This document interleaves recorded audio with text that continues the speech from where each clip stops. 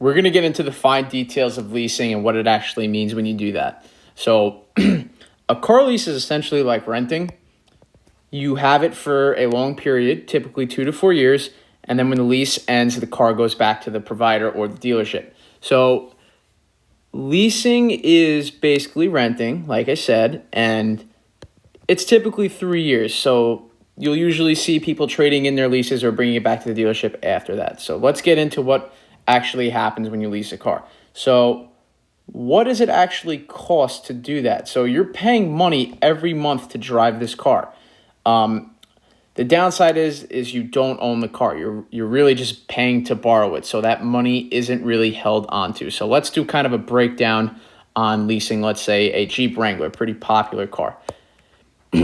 So a Jeep Wrangler costs close to $35,000 sticker price. So if you wanted to go and buy one off the floor, own it, it would cost you around $35,000 or $34,790.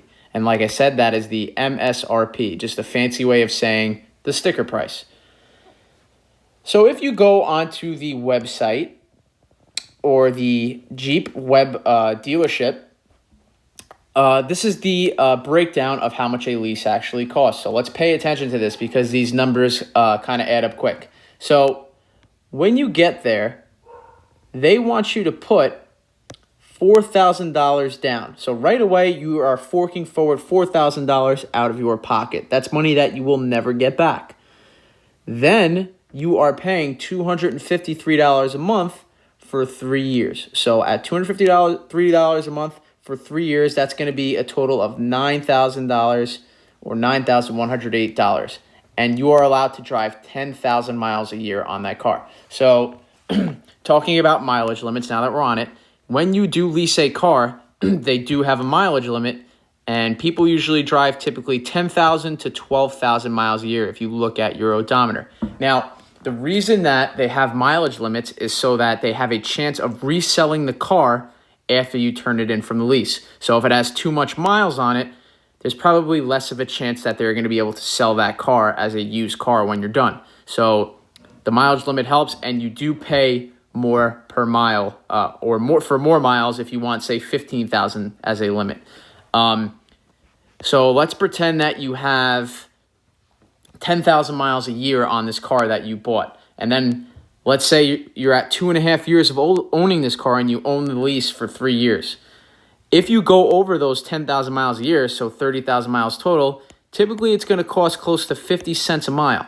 And that adds up quick, so you have to keep that in mind. So mileage limit, and it costs more to drive more miles per year. So let's take a look at what it means to put money down. So that $4,000 over here. So you put $4,000 down at the start. The more money you put down, so let's pretend you put down $6,000 instead, this number at cost per month would be cheaper.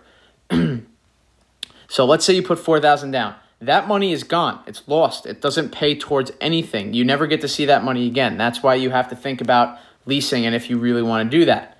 So $4,000 is gone.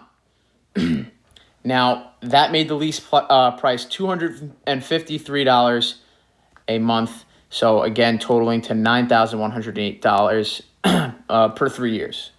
So now let's go ahead and add those numbers together. So $4,000 plus $9,108 per 3 years. So if I add those, I'm going to get $13,108. So that's the money I'm going to spend to basically rent this car for 3 years. Now, let's do a little bit of math here. So the price of this car, the MSRP, was $34,790. Now let's subtract that $13,108 from that. So you paid $13,000 towards that car and you don't own it.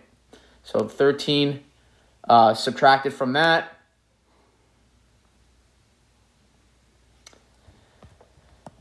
Now the cost is at $21,682. So what's this called? We just defined it above. This is called the residual value. So this is the money that the dealer estimates is lost on the car from you owning it. So think about it. If the car's a 2020 and then you go to trade it in 2024, the car obviously lost value. It's not going to be the same price as when you originally got it. So that's called the residual value. That's what you're technically paying when you get a lease. You're paying the money lost on the car. So now this is the price technically of the car. This is what we would call, say, the buyout price. Now this could be an estimate for the buyout if you did this with a Jeep Wrangler from 2020. So this is the buyout price. So if you wanted to own the car after and you really liked it, this is what it would cost to buy it out and own the car and not be renting it anymore. So back to this, what is the fine print? So commercials say, you might hear on TV, $150 a month for a lease. So that's a pretty cheap number compared to this. Now, they don't tell you the fine print. The fine print would be, maybe it costs a lot to put down. Maybe you have to put down $6,000 instead of this $4,000. And now you got to think, these money down things, you're never going to see this money again. That's a pretty big lump sum to not get anything in return. You don't own the car. And then finally, there's some perks of leasing here. A lot of people have different situations in life, and we're going to compare this later on.